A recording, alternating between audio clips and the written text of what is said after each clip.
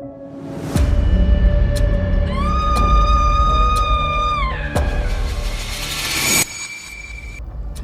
datang di Crimelands, tempat di mana kita menyoroti kisah kejahatan yang mengguncang sejarah dari sudut yang jarang terlihat. Malam ini kita akan menyelami kisah kelam dari masa kolonial Hindia Belanda, sebuah tragedi yang mengguncang kota Bandung di tahun 1904 tentang seorang guru bangsawan yang tewas dengan cara mengenaskan. Inilah kisah nasib tragis Guru Dharma. Kamis malam 3 April 1904, Bandung yang biasanya tenang berubah panik ketika jeritan seorang perempuan membelah keheningan malam. Jeritan itu berasal dari rumah Ida Bagus Nyoman Dharma Kusuma, guru di Sekolah Pendidikan Guru Pribumi yang kini menjadi Polrestabes Bandung. Ketika warga bergegas mendobrak pintu, mereka menemukan pemandangan yang bikin bulu kuduk berdiri. Dharma tergeletak di tempat tidur, bersimbah darah, lehernya tergorok, dan di sampingnya sang istri, Min Huns, berteriak histeris tak henti-henti. Guru Dharma bukan pria biasa. Ia bangsawan asal Bali, cerdas, berprestasi, dan pernah mendapat beasiswa belajar ke Belanda. Di sana, ia dikenal sebagai Christian Dharma. Sekembalinya ke Hindia Belanda, ia mengajar di Bandung. Di sanalah ia tinggal di rumah seorang janda Belanda, Hermin Tiedens Hiddema, dan akhirnya menikah dengannya. Tapi cinta mereka tak bertahan lama. Setelah Hermin meninggal mendadak, Dharma justru menikahi anak tirinya sendiri, Nien Knus, yang saat itu baru berusia 16 tahun. Dari sinilah kisah cinta terlarang itu berubah menjadi mimpi buruk.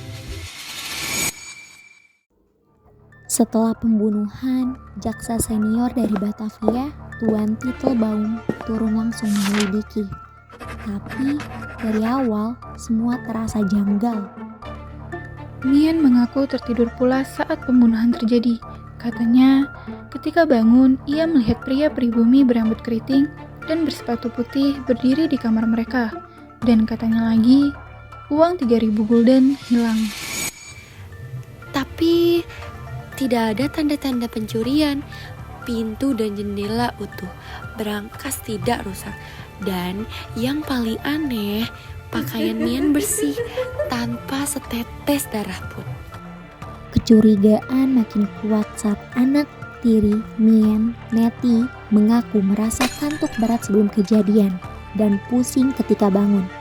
Jaksa menduga ada racun dalam makanan mereka. Usus Dharma bahkan dikirim ke Batavia untuk diuji. Titelbaum tahu, ini bukan pembunuhan biasa, ini perencanaan yang matang. Kemudian muncul pria baru dalam hidup Mien, Johannes Henry Koch, Belanda keturunan Armenia, tampan, kaya, tapi juga penipu dan playboy. Mien yang kesepian jatuh cinta padanya. Hubungan gelap pun dimulai, dan gosipnya Mien menawarkan hadiah 1.000 gulden jika Johannes mau membunuh suaminya. Johannes tak bekerja sendirian. Ia mengajak rekannya, Balodi, orang Ambon, pencuri, dan pembunuh bayaran. 2 kali mereka mencoba meracuni Dharma, tetapi tetap gagal. Hingga malam itu, malam di mana darah tumpah di rumah guru bangsawan itu.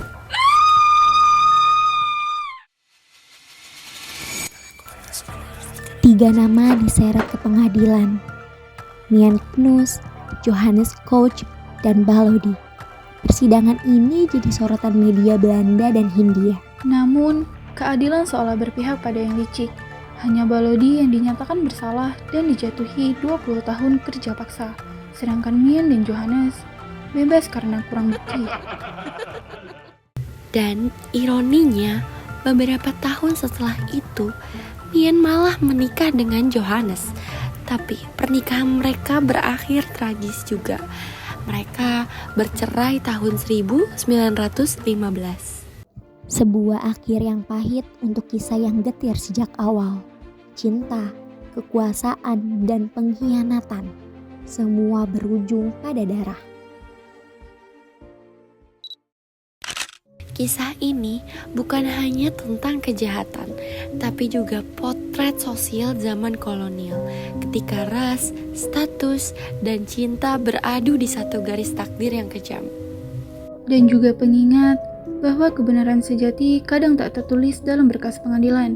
Ia terkubur bersama korban yang tak bisa bicara.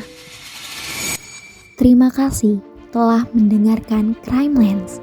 Sampai jumpa di episode berikutnya, saat kami kembali membuka lensa pada sisi gelap sejarah.